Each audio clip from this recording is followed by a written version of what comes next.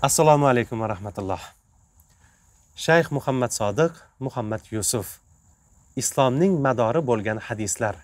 Din nasihatdir. Behuda narsalarni tark qilish kishi islomining husnidandir. Bismillah.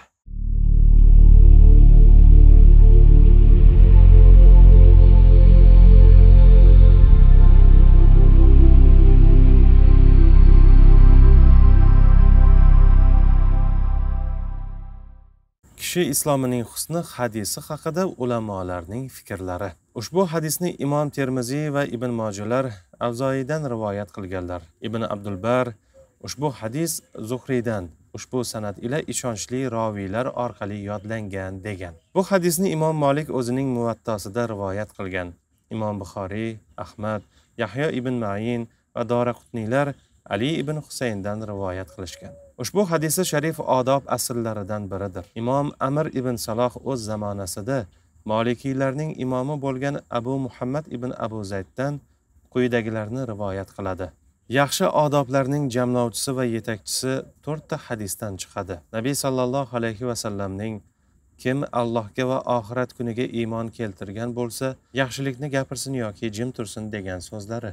U zot sallallohu alayhi va sallamning o'zi uchun behuda narsalarni tark qilishi kishi islomining husnidandir degan hadislari, u zotning nasihat so'ragan odamga qisqa qilib g'azablanma deganlari va u zot sallallohu alayhi va sallamning mo'min o'z birodariga o'ziga yaxshi ko'rgan narsani yaxshi ko'rmaguncha mo'min bo'lmas degan hadislari.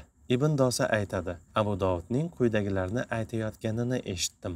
Rasululloh sallallohu alayhi va sallamdan 500 ming hadis yozib oldim. Ulardan ushbu kitobga qo'shganlarimni, ya'ni Sunan kitobiga tanlab oldim. Unda 4800 hadisni jamladim. Sahihini, unga o'xshaganini va yaqinini zikr qildim. Insonga dini uchun ulardan 4 ta hadis kifoya qiladi.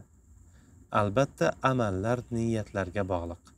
O'zi uchun behuda narsalarni tark qilishi kishi islomining husnidandir. Mo'min o'z birodariga o'ziga yaxshi ko'rgan narsani yaxshi ko'rmaguncha mo'min bo'lmas va halol ochiq oydindir va harom ochiq oydindir. Kishi islomining husni hadisining sharhi. Avvalo hadisi sharifdagi ba'zi so'zlarning ma'nosini chuqurroq tushunib olaylik. Biz o'zi uchun behuda narsalar deb tarjima qilgan jumla arabcha matnda ma la yanihi deb kelgan. Bu inoyatiga sazovor bo'lmagan narsa deganidir. Inoyatning ma'nosi esa bir narsaga qattiq ahamiyat berish, o'sha narsani shiddat bilan talab qilish va o'z maqsadi qilib olishdir. Mazkur inoyatga sazovor bo'lgan narsa gap so'z bo'lishi, ish amal bo'lishi ham mumkin. Bu boradagi inoyat kishining havoi nafsidan, shaxsiy istagidan kelib chiqqan narsa emas, balki din va shariat tomonidan ahamiyatli deb belgilangan bo'lishi kerak. Shuning uchun ham hadisda kishi islomining husni deyilmoqda. Demak, kishi islomining husni islomda uning uchun behuda narsalarni, gap so'z va amallarni tark qilishiga bog'liq bo'ladi. Dalilul Falihin li turiqi Riyozis Solihin kitobida ma la yanihining sharhida quyidagilar yozilgan. Ya'ni iroda qilmagan narsasi, o'zi muhtoj bo'lmagan narsasi, zarur bo'lmagan narsasi, foyda bermaydigan narsasi, usiz hayoti o'tadigan narsasi. Bu esa o'z navbatida ortiqcha ishlar va so'zlarni o'z ichiga oladi. Bas, musulmon inson bu dunyosi va oxirati uchun foydali bo'lgan ishlar va gaplar bilan mashg'ul bo'lishi lozimdir. Ushbu hadisda payg'ambarimiz sollallohu alayhi va sallam kishi islomining husni haqida, chiroyli bo'lishi haqida so'z yuritmoqdalar. Shariatda falonchining islomi husnli, chiroyli bo'ldi degan ibora falonchi islomga ichidan, ham tashidan, ham haqiqiy ravishda kirdi degan ma'noni ifoda qiladi. Ibn Battol islomi husnli bo'ldi degan ibora ihson hadisi, ya'ni Allohga xuddi uni ko'rib turganingdek, agar sen uni ko'rmasang, u seni ko'rib turganidek ibodat qilishing degan hadis bilan sharh qilinadi. Bu bilan Alloh taologa mubolag'ali ravishda ixlos qilish va u zotning muroqabasi iroda qilinadi deydi.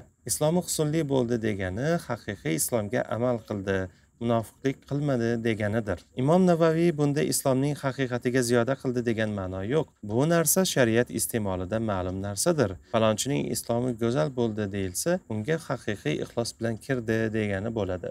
falonchining islomi yomon bo'ldi yoki go'zal bo'lmadi deyilsa, unga haqiqiy ixlos bilan kirmadi degani bo'ladi, degan.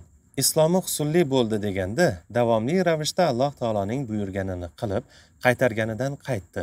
Alloh taoloning maxluqotlariga shafqatli bo'ldi degan ma'no tushuniladi. Demak, kishining islomi husnli bo'lishi ham yoki aksincha bo'lishi ham mumkin ekan. Uning qanday bo'lishi esa islomdagi kishining o'ziga bog'liq.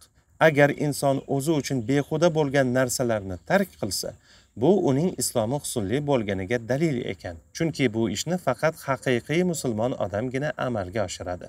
Chin musulmon odam hayotning har bir lahzasiga o'ta jiddiylik bilan qaraydi. Qiyomatda ana shu har bir lahza uchun hisob-kitob, savol-javob bo'lishini zinhor unutmaydi. Chin musulmon odam behuda sarflangan vaqt, mol va dunyo, sog'lik, kuch-quvvat, imkoniyat va boshqa narsalar uchun qiyomat kuni javob berishini to'la his qilib yashaydi. Shuning uchun u behuda narsaga umuman yaqinlashmaydi.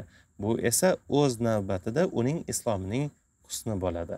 Chin musulmon bo'lishni o'ylagan odam behuda, foydasiz va ma'nosiz narsalarga o'zini urmaydi. Unday narsalarni esa pastkash kishilar qiladilar. Musulmonlik esa oliy sharafdir, yuqori martaba va yuksak maqomdir.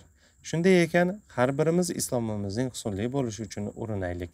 Behuda narsalarni tark qilaylik. Kishi islomining go'zal bo'lishi nimani taqozo qiladi? Insonning islomi go'zal va husnli bo'lishi undan ahamiyatli bo'lmagan barcha narsalarni tark etishni taqozo qiladi. Harom qilingan narsalarni, shubhali narsalarni, makruh narsalarni, mubohlarning ortiqchasini va hojati yo'q narsalarni tark qilishni taqozo etadi. Ushbu narsalarning barchasi islomi go'zal bo'lgan va ihson darajasiga yetib, Allohga xuddi uni ko'rib turgandek, agar u uni ko'rmasa, Alloh uni ko'rib turgandek ibodat qilishga erishgan banda uchun ma'la ya'ni narsalardir. Kim Alloh taologa qalbi bilan yaqin bo'lib, u zotni ko'rib turgandek yoki Alloh taolo unga yaqinligini va uni ko'rib, bilib, hisobini qilib turganini his etib ibodat qilsa, uning islomi go'zal bo'ladi. Ana o'shanda mazkur banda islomda ahamiyatsiz sanalgan barcha narsalarni tark qiladi va islomda ahamiyatli sanalgan barcha narsalar bilan mashg'ul bo'ladi. Ushbu maqomga erishgan banda Alloh taolodan hayo qilish maqomiga va hayo qilinishi lozim bo'lgan narsalardan hayo qilish maqomiga erishadi.